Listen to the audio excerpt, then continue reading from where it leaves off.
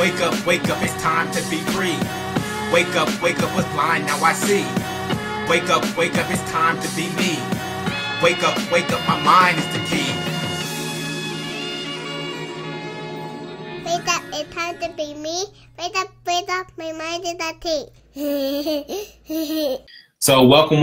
It's Jullien Gordon here, and I want to welcome you to another episode of the Daily Jules, where I drop nuggets of wisdom to help you become more and more free. It does not matter how many college degrees you have. The only degree that really matters is your degree of freedom. It does not matter how much money you make. The only thing that really matters is how you actually make money. And that's actually what we want to talk about today, is what's better than financial freedom? Why are people so adamant about having financial freedom? That has been a question that's been on my mind.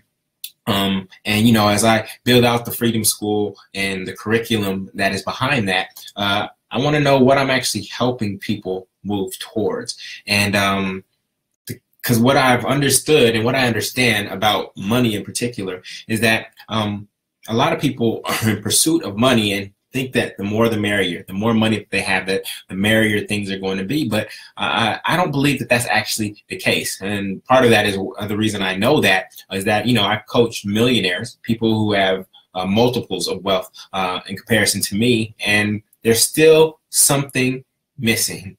There's still something missing. And so I want to uncover what that is and explore what that is. I'm not saying that I have all the answers, but I do believe that there's something beyond just financial freedom. Now, I remember this cartoon, where was it? Scrooge McDuck. I forgot, was it DuckTales? Scrooge McDuck would have, I remember this image so vividly growing up of Scrooge McDuck, I believe, diving into coins and piles of money, right? Just diving in to this vault of just like an infinite amount of gold coins and money. And now that I'm older and I can see that for what it is, first and foremost, you should never dive into a pile of coins, okay? And then secondly, the reality is that I don't think we want a pile of coins. I don't think we want a pile of coins. We don't want money just for money's sake. We want what we believe money will get us. We want what we believe that money will get us. And money is one of the most liquid forms of capital. As you know, there's personal capital, there's intellectual capital, there's social capital, there's human capital, there's physical capital, and then there's financial capital. And of all those various forms of capital, money is the most liquid. It's the thing that you can get access to, that if you have access to it, you can actually buy the other 5 forms of capital really quickly, right? But if I have physical capital, I may not be able to trade that for social capital or intellectual capital as quickly, right? Usually I have to liquidate it and to financial capital and then go buy that thing. And so I think the reason we want money so much is because it is actually the most liquid form of capital that I know of at this moment in time. But the reality is we don't just want a pile of money.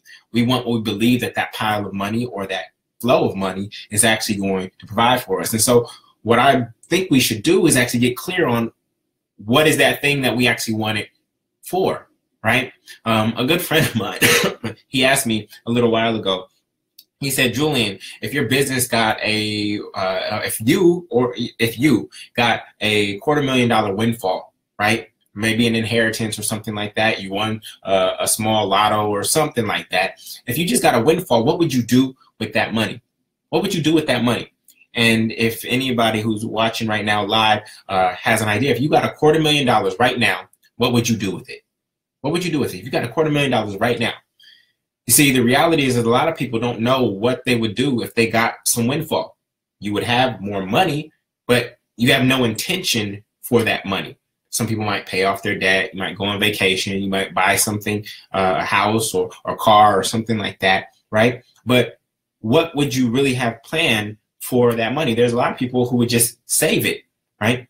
And money, because it's called currency, it's supposed to have a current, it is actually supposed to flow. It is supposed to flow. It is not actually meant to be hoarded. It's not meant to be kept in a safe. And a savings account is literally a safe. And with inflation, it's actually losing value over time. And so when you think about more money, is there actually a more direct path to getting what you want than money? Now, I do believe in financial freedom. I believe that you have it. I desire it for everyone who is listening and watching at this moment in time. But there may be a more direct path to get to what you want. And I think that there's something greater that people want. See, when we think about financial freedom, we think about receiving, we think about getting. But what I understand is that financial freedom is, yes, you need to receive. But I think what's greater than financial freedom is actually your freedom to give your gift to the world. I think what's greater than financial freedom is the ability to freely give your gift to the world. I think that that's what people really want. I think they want a deep sense of purpose and fulfillment in how they are living. Now, financial freedom, having that kind of base, can give you a sense of security that you can step out and start giving your gift to the world freely. But I don't know which one comes first. It's a little bit of a chicken and the egg. I know from my own life experience, but in some cases, the chicken and the egg. And I think a lot of people are saying, I need to go receive first. I need to go get first, and then I can give my gift to the world. You know, I remember a Jay-Z quote, and I reference Jay-Z a lot. In this particular quote, I do not agree with the mindset that he had at that moment. It may be different now. I did see some articles that he said, my presence is charity, which I'm going to pass on that one. I'll stick to the quote that or the lyric that he says in Moment of Clarity, which says, I can't help the poor if I'm one of them, so I got rich and gave back. To me, that's a win-win.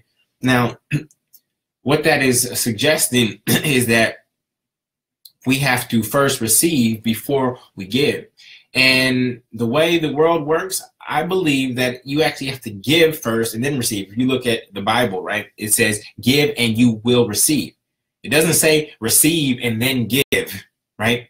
It says give and you will receive. I think there's a universal law that is there that in order to give, because if I'm holding on to something with my fist clutched, right, let's say a wad of money, it's actually impossible for me to receive more, right, if my fist is clutched. But if I give first, then that actually opens me up to receiving in abundance equal or greater than what I have just given. And so when I look at my business and how it has grown, it has literally grown through giving, giving, giving, giving.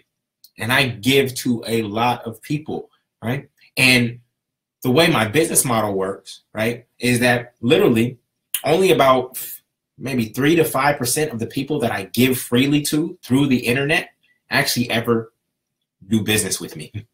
Only 3 to 5% of the people that I actually give freely to actually do business with me. There are thousands and thousands of people who have downloaded the Entrepreneur Year Plan. There are thousands and thousands of people who have downloaded the Year of Freedom and the New Year Guides. There's thousands and thousands of people who read my blogs and watch my videos.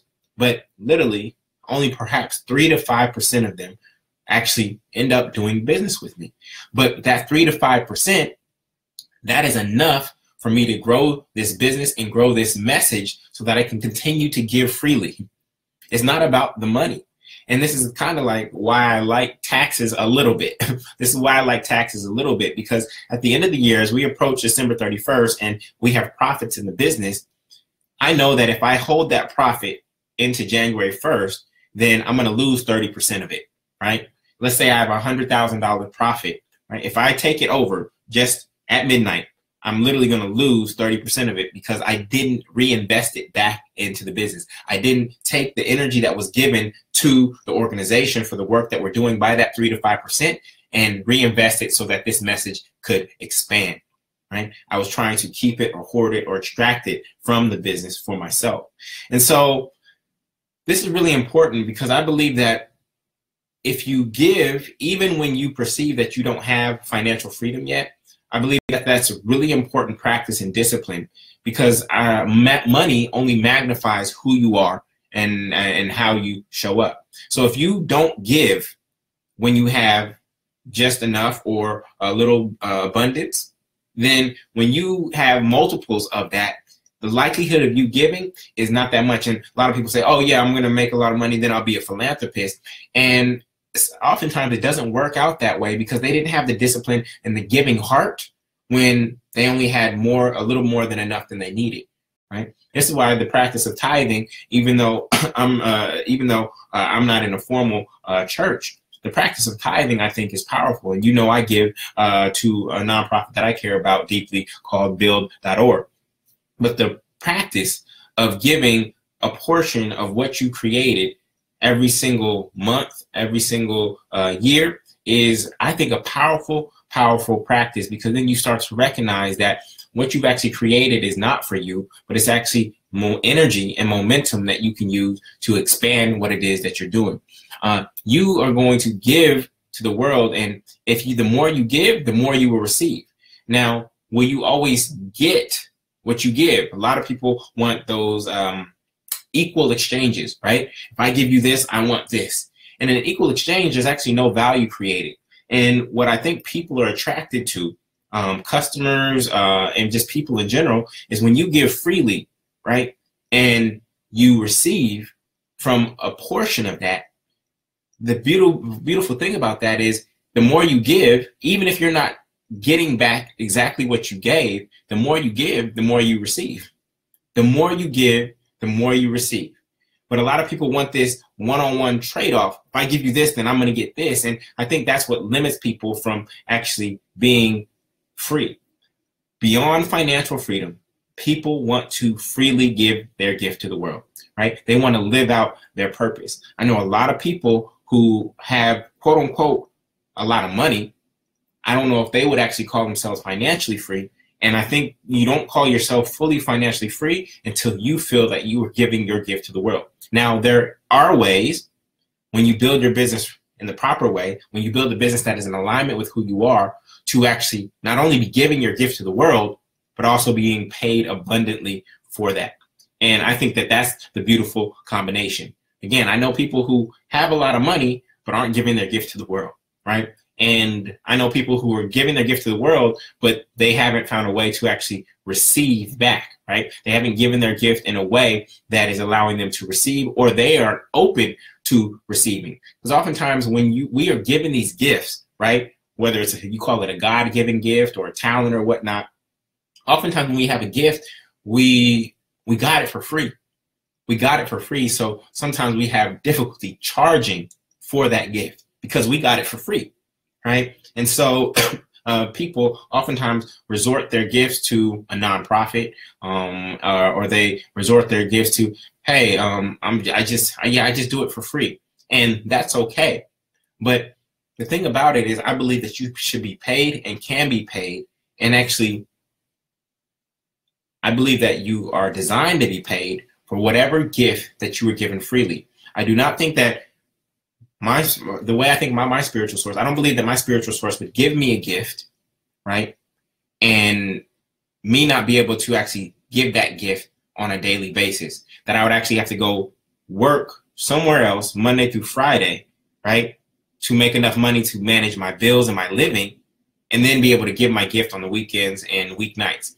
That doesn't make sense to me. Even when you look at Maslow's hierarchy of needs, right, where you have physiological, you have safety needs, you have love and belongingness, you have esteem needs and self-actualization, money really only can buy you for your physiological needs and your safety needs, right? After that, when you get into love and belonging, when you get into esteem, when you get into self-actualization, money can't really get you those things. And what's greater than financial freedom, I believe, is self-actualization. But I don't really agree with that language. Or let me reword it. I believe that once you are self-actualized and you are aware of who you are and why you're here, then you have an impetus and an impulse to simply give freely from who you are. And then if you can find a business model or create a business model to sustain that giving, then that's what's really, really powerful. Because then you can just continue to give until your light burns out. And so that's how I think about financial freedom. Financial freedom is not the end goal. It is a means to an end. And I believe that end is giving your gift.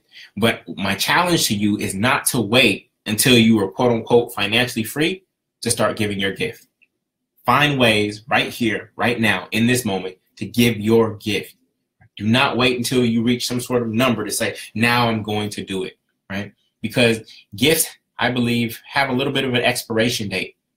I believe that they are at their ripest when we are young and in our 20s or even younger than that.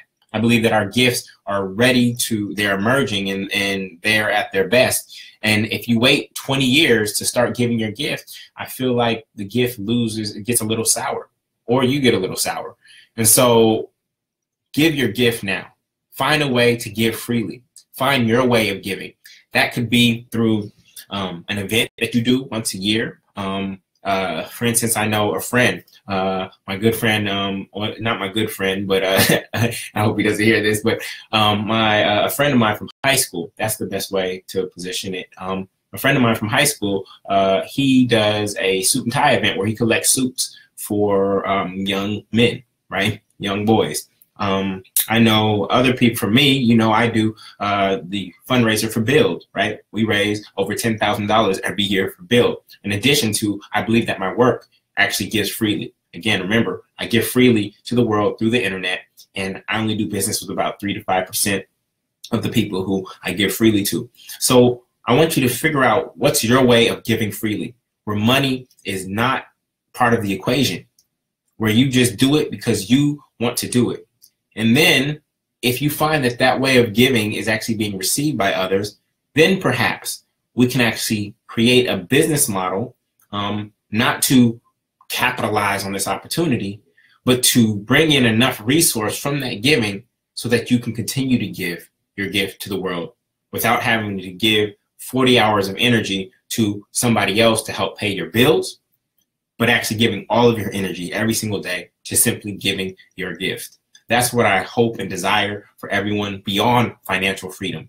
Yes, I want you to have financial freedom, but it is not the end. I really believe that the end game is the freedom to give your gift to the world. So that is it for today. I hope that this episode of Daily Jules has blessed you.